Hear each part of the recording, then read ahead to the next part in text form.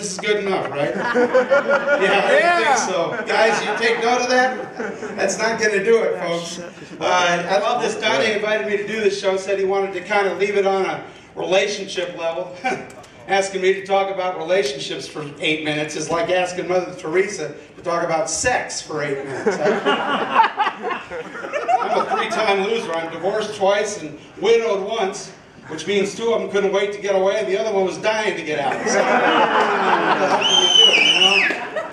I mean, I'll tell you what, it's been so bad for me in my last relationship, my ex-wife and I. It's been so long since I've had sex that on March 1st I get to reapply for my virginity. I think there's a good chance I might get it. Jake was up here talking about he was in a threesome. A threesome for me is if I use both hands. I want to get kinky, I wear a glove and go, oh, who are you? That's my sex life in a nutshell. You know, I tell you what, it's getting bad, you know. I'm learning that there are certain things about sex that I once thought I liked, you know. Like I always thought it'd be cool if my wife would talk dirty to me during sex, right? And then my ex-wife did it one time, and it wasn't all that erotic, you know. She's like, get off me, you fat bastard! What the hell do you think you're doing? You're sweating all over me! It's just a real buzzkill, you know? It's kind of like you fire up a doobie and police, open up! Dump the shit in the toilet and the bong in the trash and you're done. It's like, oh man. You know, and here's a tip for the guys out there. I don't know, it probably hasn't ever happened to any of you, but when she says, who the hell do you think you're going to please with that? I know, none of you, but, you know, just saying. It was cold in the room, all right? I'll tell you what the wrong answer is me. Because then she says, like, oh, really? Well, go ahead. Now here's the difference between men and women. She says, go ahead. And so I did. Because that's what she said. It's not what she meant. She meant, don't fucking do that. It's not what it sounded like. She said, go ahead. So I did. Then the next time I wanted to, she says, why don't you just do it yourself? It's like, damn it. We speak different languages, men and women. I'm telling you. It's bad news. Now, I also know, I think I know what I like. I also know what I hate. You know what I hate? That's the best we can do. That's the best. There's a room. No, what do you hate? All right, we're going to try it again, Jonathan. Just wait for your cue. All right? Give me another chance. All right? Yeah. It's an hour-and-a-half show. We got the time. You know what I hate? What do you hate? That's what I'm talking about. I hate it when I'm having sex and I'm right there. And I'm just about, you know what I'm talking about. I'm right there, and one of my nuts gets sucked into the vacuum cleaner hose. You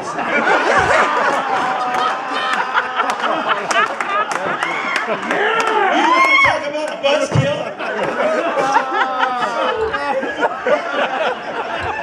It's over, baby.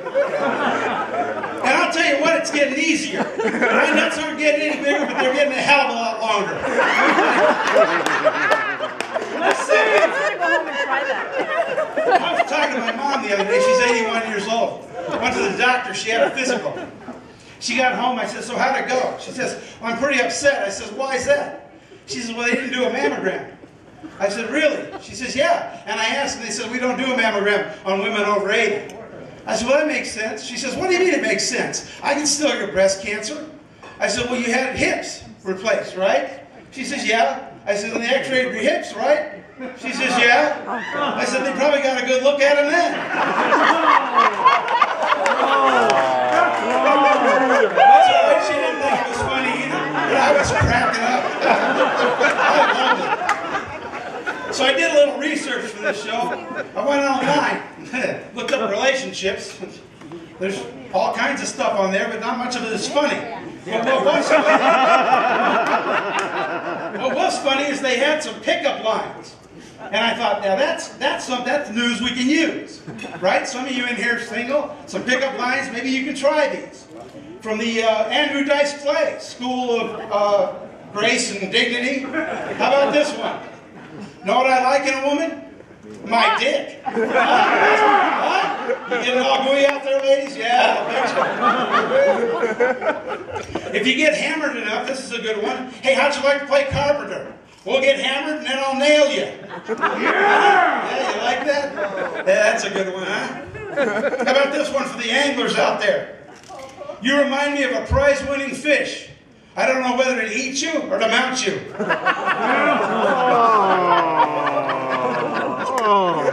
You got any nerds? You got any Star Trekkers out there? Any, you know? Okay. Yeah. Here's one for you, Jonathan. Oh yeah, Jonathan. I'll be the Jedi. You be my Force. And I got a cool pocket protector here for you. There was actually a couple of them that were pretty cool. This is one of my favorite ones. I'll use this on my friend Nadine here. Tell me what you think of this one, Nadine. If I had a nickel for every woman I ever saw as beautiful as you, I'd have 5 cents. Huh? That's nice, right? Yeah.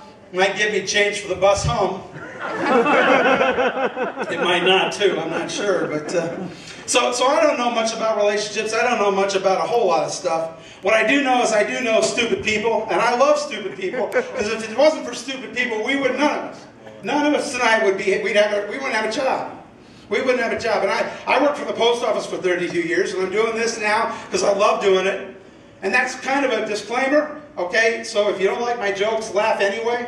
After 32 years, if nothing else, I'm an excellent shot. So you know. And I'm looking. Sure. So one of the things I love about stupid people, and I'm to the point now where it's time for us to start thinning the herd. Okay, it happens in the wild. The slow ones stop. Time to start thinning the herd. And I'll tell you why. Warning labels. Warning labels have gotten out of hand. Okay, now it started with that woman at McDonald's who went in and got a cup of coffee, and the coffee was hot, and she spilled it on herself. Nobody threw the coffee in her lap. The employee didn't come over and dump it on her. She spilled it on herself and burned herself, got $40,000. Now McDonald's has to put a disclaimer on the top of their cups of coffee that says, warning, contents may be hot. Really? It's coffee.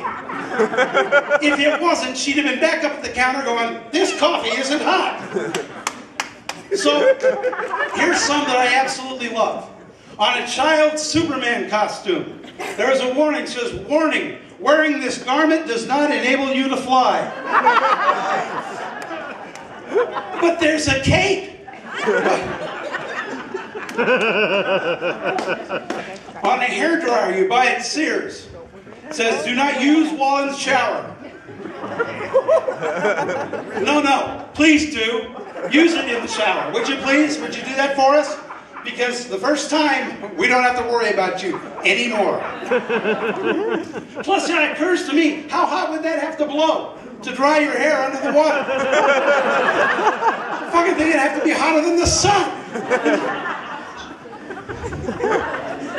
Here's my favorite one of all times. This is, and you've all seen this. You have all seen this warning label. It says, warning may be harmful if swallowed. Right? This was on a Craftsman hammer, ladies and gentlemen. You can look at me.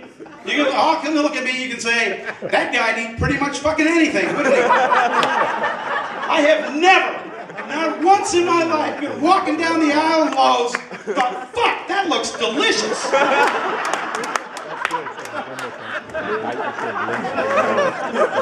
Really? You know what? Swallow the fucking thing, you. You gotta be kidding me. Hey, you guys have been great. Have a great show tonight. I love you.